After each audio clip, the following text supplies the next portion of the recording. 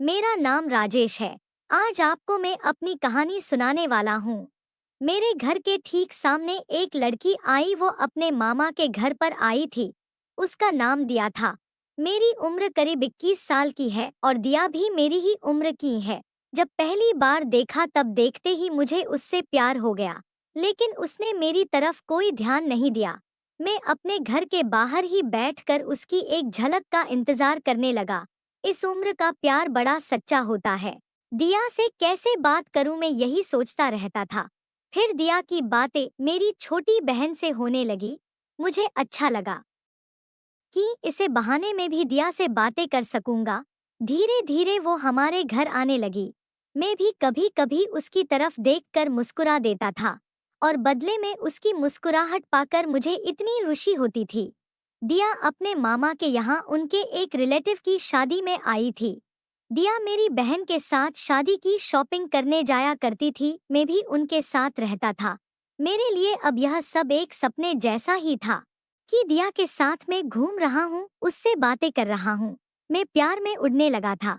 दिया के जिस रिलेटिव की शादी थी वो हमें भी जानते थे।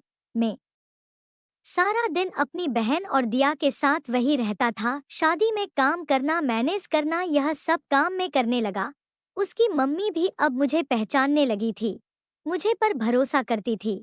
मुझ पर इतना भरोसा हो गया था कि दिया को मेरे साथ अकेले ही कुछ भी खरीदने और सामान लाने भी भेज दिया करती थी। उसकी मामी जो हमारे सामने ही रहती थी, वो तो पहले ही मुझे अच्छे से जानती थी। मैं अभी के लिए तो सुबह शाम दिया के साथ ही रहता था।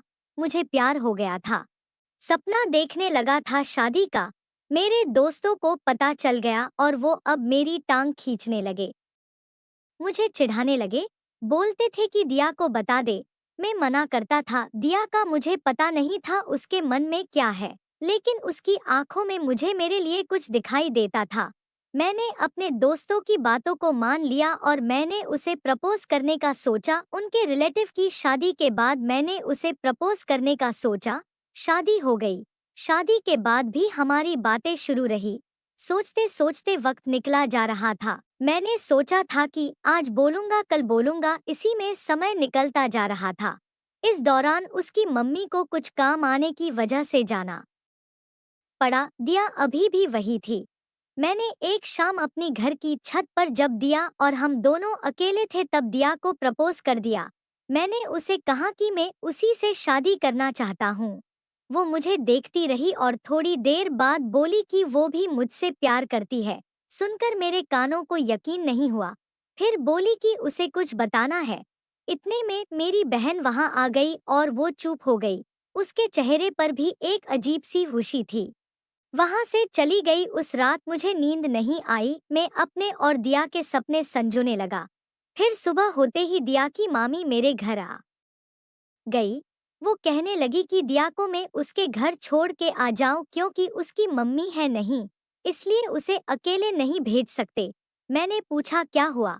उन्होंने बताया कि दिया की शादी तय हो चुकी है और लड़के की दादी बहुत बीमार है। वो कह रही है कि उसके सामने ही शादी हो जाए तो अच्छा। शादी तो अभी 6 महीने बाद थी, लेकिन अब शायद 10 दिनों में ही करनी पड़े। उसकी मम्मी भी इसलिए ही गई थी। उनकी बातें सुनकर जैसे मेरे दिल के टुकड़े टुकड़े हो गए। उसका घर हमारे यहाँ से करीब 60 किलोमीटर था।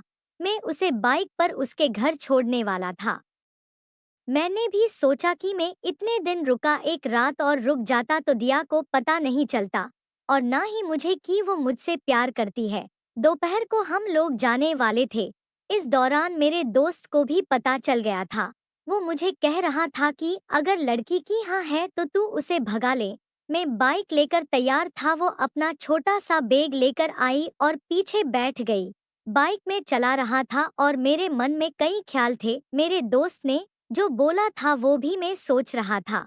उसने जिस तरह से मेरे कंधे पर हाथ रखा था, मुझे पता लग गया था कि उसके दिल में भी शायद यही चल रहा है। लेकिन हम दोनों ही चुप थे। खामोशी हमारी मजबूरी बयां कर रही थी। उसकी मम्मी और उसकी मामी को मुझ पर इतना विश्वास था कि उन्होंने अकेले ही इसे मेरे साथ भेज दिया। मेरे प्यार पर उनका विश्वास भारी पड़ गया था। मैंने उसे उसके घर छोड़ दिया।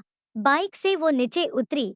उसकी मम्मी मेरे आते ही मुझे देखकर कहने लगी, चल अंदर चल, धूप में इतना चला कर लाया है। खाना खाए बिना उन्होंने मुझे आने नहीं दिया। उसके बाद मैं वहां से निकल गया। वहां से निकलने के बाद मेरे अंदर एक अजीब सी शांति थी। मुझे बहुत अच्छा लग रहा था। जब कभी कोई हमें अपने दिल में, अपने घर में जगह देता है, तब हमारा फर्ज होता है उनके विश्वास को ना तोड़ा जाए, वरना कोई किसी पर भरोसा नहीं करेगा। हम आपके लिए इस तरह की मजेदार और मनोरंजन से भरपूर कहानियां लाते रहेंगे। आप इसी तरह से अपना प्यार और सपोर्ट बनाए रखें।